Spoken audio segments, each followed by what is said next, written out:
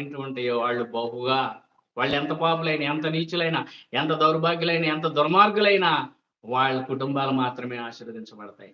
ప్రభువైన యేసుక్రీస్తు వారు చెప్పేది ఏంటంటే, సత్యం చెప్పేవాడు స్వతంత్రంగా ఉంటాడు. ఎవడికి భయపడ్డు, ఎవడికి లొంగడు, ఎవడి గురించి ప్రభుత్వాలను కాదు, ప్రభువులను కాదు, ఎవడిని లెక్క చేయడు. వాడికి దేవుడే ముఖ్యం. దేవుడు ముఖ్యమైన వాడు. ముఖ్యుడగు ఆత్మ ద్వారా నిరంతరము దేవుని సేవా పరిచర్యను కొనసాగించడానికి ఎన్ని క్రిటికల్ బాధలైనా, ఎన్ని క్రిటికల్ సమస్యలైనా, ఎన్ని శోధనలైనా, ఎన్ని విపత్తులైనా వాటిని బెదిరించడానికి ధైర్యంగా తలనెత్తుకుని ముందుకు నడిచేవాడు దేవుని సేవకుడు. ఎవడికి భయపడ్డు. ఆడి నిందేస్తున్నాడు, ఈడి నిందేస్తున్నాడు, ఆడది అంటున్నాడు, ఈడిది వేస్తున్నాడు. ఆళ్లే అట్లాంటి వాళ్ళు. నిందలేసేవాళ్ళు ఏంటి? కోటి తప్పులు ఉన్నవాడు ఒక్క తప్పుని ఎతుకుతాడు. ఒక్క తప్పు ఉన్నవాడు కోటి తప్పులను ఎతకడు.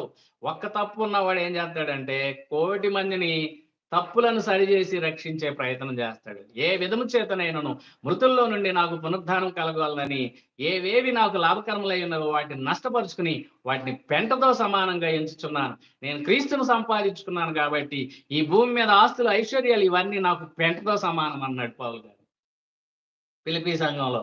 ప్రభునందు ప్రియమైనటువంటి దేవుని పిల్లలారా, గమనిస్తే దేవుని నీతి, దేవుని రాజ్యం భూమి మీదే ఉంటే మనమైతే ఎక్కడున్నాము? అంధకార సంబంధమైన అధికారం, చీకట్లో ఉన్నాం. యోహాను సువార్త 1వ అధ్యాయంలో చీకట్లో ఉన్నవాడు తాను ఎక్కడికి పోవునో తనకు తెలియదు. మీరు చీకటి సంబంధులు. చీకటి వెలుగులో ప్రకాశిస్తుంది కానీ చీకట్లో ఉన్న మీకు ఆ వెలుగు కనపడట్లేదు. వెలుగు కనపడలేదు. నీ ఇంటికే, నీ గుమ్మంలోకే, నీ స్థలంలోకే, నువ్వున్న ప్రాంతంలోకే సత్య సంబంధి అయిన వాడు వస్తున్నాడు. వచ్చిన వాడికి తలుపు తీస్తే రక్షించబడతావు, లేకపోతే శిక్ష విధించడానికి దేవుడు ఏమాత్రం ఆల్రెడీ చాలా మందికి డేట్లు అయిపోయినాయి, మరణ నిర్ణయాలు జరిగిపోతున్నాయి దేవుని సన్నిధానంలో. ఇప్పటికైనా మనసులు మార్చుకుని మమతానురాగాలు పెంచుకుని దేవుని నీతిని, దేవుని రాజ్యాన్ని సంపాదించుకోవడానికి దైవత్వం యొక్క సర్వ కృప దేవుని సన్నిధానంలో నుంచి మనకు వెల్లడి చేయబడుతుంది. దైవత్వ స్వరస్వరూపం యేసుక్రీస్తులో ఉంది. ఆయన దైవ లక్షణాలు ఏంటంటే ఆయన అదృశ్యుడు. ఆయన ఎవరికి కనపడ్డు, ఎవరికి వినపడ్డు, ఎవరి హృదయానికి అందడు. అటువంటి దేవుని గురించి తెలుసుకోవడానికి ఆయన అదృశ్య దేవుని స్వరూపి అయి సర్వ సృష్టికి ఆది సంభూతుడై ఉన్నాడు. ఏలయనగా ఆకాశమందున్నవియును భూమి మీద ఉన్నవి అని దృశ్యమైనవి గాని అదృశ్యమైనవి గాని, అవి సింహాసనములైనను, అవి లైనను, ప్రధానులైనను, అధికారులైనను సర్వమును ఆయన యందు సృజించబడెను. సర్వము ఆయన ద్వారా, ఆయనను బట్టి సృజించబడెను. ఆయన అన్నిటికంటే ముందుగా ఉన్నవాడు కనుక ఆయనే భూమి మీద జరిగే అన్ని కార్యాలకు ఆధారభూతుడు ఆయనే. ఆయన లేకుండా భూమి మీద ఏ ఒక్కటి జరగదు. జరుగుతున్నవన్నీ ఆయన ద్వారా జరుగుతున్నాయి. ఆయనకు తెలియకుండా ఈ భూమి మీద ఏది జరగదు. ఆయన లేకుండా భూమి మీద ఏది కలగలేదు.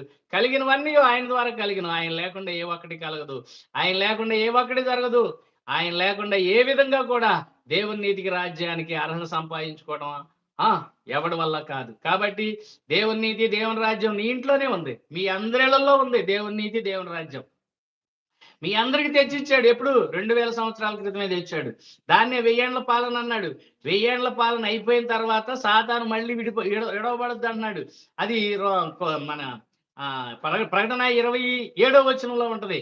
1000 ఏళ్ల ప్రభుత్వంలోనే మళ్ళీ సాతాను చెరలో నుంచి విడిపించబడతాడు. అదే ఇప్పుడు ఆ 7 దెయ్యాలు వెళ్ళిపోయి మందలు తెస్తున్నాయి కదా. ఇప్పుడు అయ్యే చేస్తున్నాయి. ప్రతి ఇంట్లోకి మందలు వచ్చేస్తున్నాయి. దెయ్యాలు గుంపులుగా, సమూహాలుగా. నీకు కనపడవుగా. నీతో పాటే ఉంటాయి, నీతో పాటే తింటాయి, నీతో పాటే ఉంటాయి. నిన్ను మాత్రం భ్రమ పెడతాయి, నిన్ను బాధ పెడతాయి, నిన్ను నిందించేటట్టుగా, దూషించేటట్టుగా, దేవుణ్ణి దూషించేటట్టు, దేవుని సేవకులను అవమానపరిచేటట్లుగా నీ నోటికి విస్తారమైన మాటలు చెప్పించి నీలో ఉండి నడిపించే దురాత్మల సమూహంతో మనం పోరాడాలి. ఏలయనగా మనం పోరాడినది శరీరులతో కాదు. శరీరులు అనుకుంటున్నారేమో, ఆత్మలు అవి కనపడవు. ఒక్కొక్క గుడిలో కొన్ని కోట్లు దెయ్యాలు ఉంటాయి. ఆ దెయ్యాలు ఏం చేస్తాయి అంటే వాయుమండల సంబంధమైన అధిపతి యొక్క అనుచరులుగా పనిచేస్తున్నాయి. కాబట్టి వాళ్ళు ఏం చేస్తున్నారంటే దేవుని సామ్రాజ్యాన్ని భూమి మీద తుడిచిపెట్టే ప్రయత్నాలు ఆ దురాత్మలు చేస్తున్నాయి. కాబట్టి ప్రభువు యొక్క కృపను బట్టి మనం ఏం చేయాలంటే ఏలయనగా మనం పోరాడేది శరీరులతో కాదు, ప్రధానులతోనూ, అధికారులతోనూ, ప్రస్తుత అంధకార సంబంధముకు లోకనాథులతోనూ, ఆకాశ మండలం అందున్న దురాత్మల సమూహంతోనూ పోరాడుతున్నాం. ఇవన్నీ మీ ఇంట్లోనే ఉంటాయి. దేవుని నీతి, దేవుని రాజ్యం మీ ఇంట్లోనే ఉంటది. ఇదిగో ఈ ఈ ఈ యొక్క సాతాను లిస్ట్ కూడా మీ దగ్గరే ఉంది. ఈ లిస్ట్ నీ నోట్లో ఉందన్నమాట.